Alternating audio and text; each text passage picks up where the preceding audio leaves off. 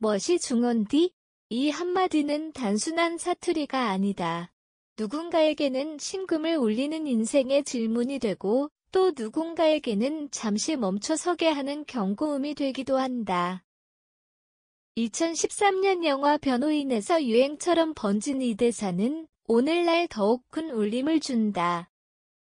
SNS는 하루에도 수백 개의 정보를 쏟아내고 우리는 할 일이 목록에 허덕이면서도 끊임없이 많은 빠른 효율적인 을 찾아 움직인다.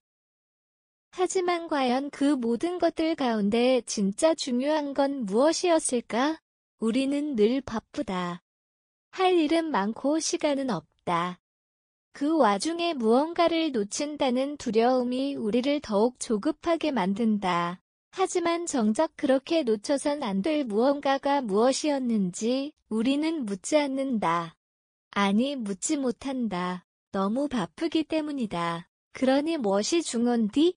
라는 질문은 때때로 외면당한다. 그러나 이 질문은 외면할 수 있는 종류의 것이 아니다. 언젠가는 반드시 마주해야만 하는 질문이다. 삶의 방향을 바로잡기 위해서라도 내가 지금 걷고 있는 길은 과연 내 삶을 위한 것인가? 내가 중요하게 여기는 것들은 정말로 중요한가? 물음표. 그렇다. 이 질문은 결국 나 자신에게 던지는 본질의 질문이다. 2층 본질 뒤바뀐 우선순위의 시대. 오늘날 우리는 우선순위가 뒤바뀐 사회에 살고 있다. 더 많이 소유하고 더 빠르게 움직이고 더 높은 성과를 내는 것이 미덕처럼 여겨진다. 경쟁이 일상화된 사회에서 우리는 마치 컨베이어 벨트 위에 부품처럼 기능하고 숫자화된 성과로만 평가받는다. 그렇게 살아가다 보면 진짜 중요한 것들은 쉽게 사라진다.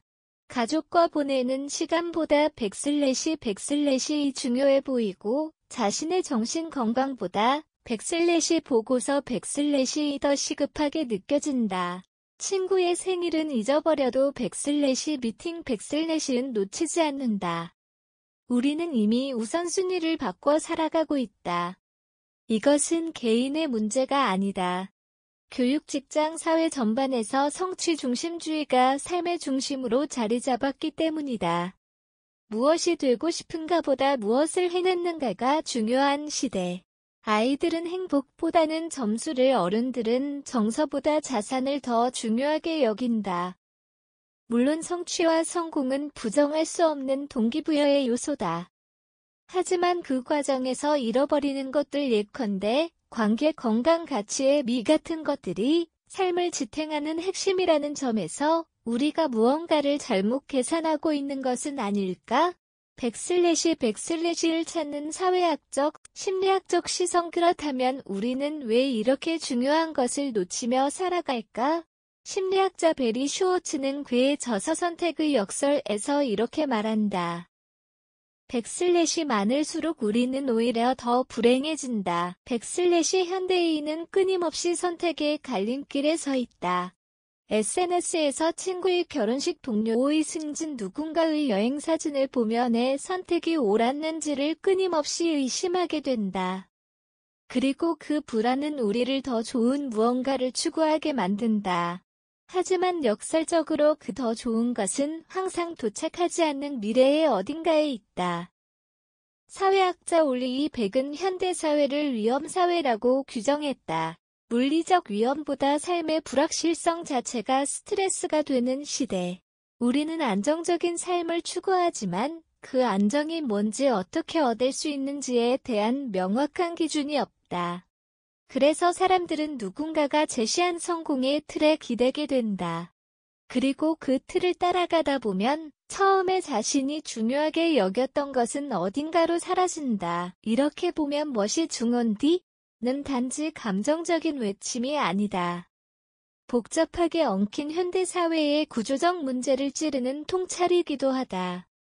다시 진짜 중요한 것에 집중하는 법. 그렇다면 다시 진짜 중요한 것에 집중하려면 어떻게 해야 할까? 그 해답은 어쩌면 단순한 곳에 있을지도 모른다. 첫째, 삶의 백슬래시을 타인에게 맡기지 말아야 한다. 타인의 시선, 사회적 기준, 비교의 프레임을 벗어나는 것이 시작이다. 나는 무엇을 위해 이 일을 하고 있는가? 이 질문 앞에서 솔직해져야 한다. 둘째, 백슬래시를 만들어보는 것도 방법이다. 우선순위 리스트를 적어보면 현재 자신의 가치관을 시각적으로 정리할 수 있다. 예상보다 가족, 자기 돌봄, 여유 같은 단어들이 밑에 있는 걸 보고 놀랄지도 모른다. 셋째, 느림의 시간을 의도적으로 만든다. 빠름은 무조건 좋은 게 아니다. 산책, 책 읽기, 일기 쓰기 같은 느린 행위 속에서 우리는 삶을 다시 정렬할 수 있다. 유명한 철학자 파스칼도 인간의 모든 불행은 방 안에 조용히 앉아있지 못하는 데서 비롯된다고 했다. 넷째, 마음의 목소리에 귀를 기울여야 한다.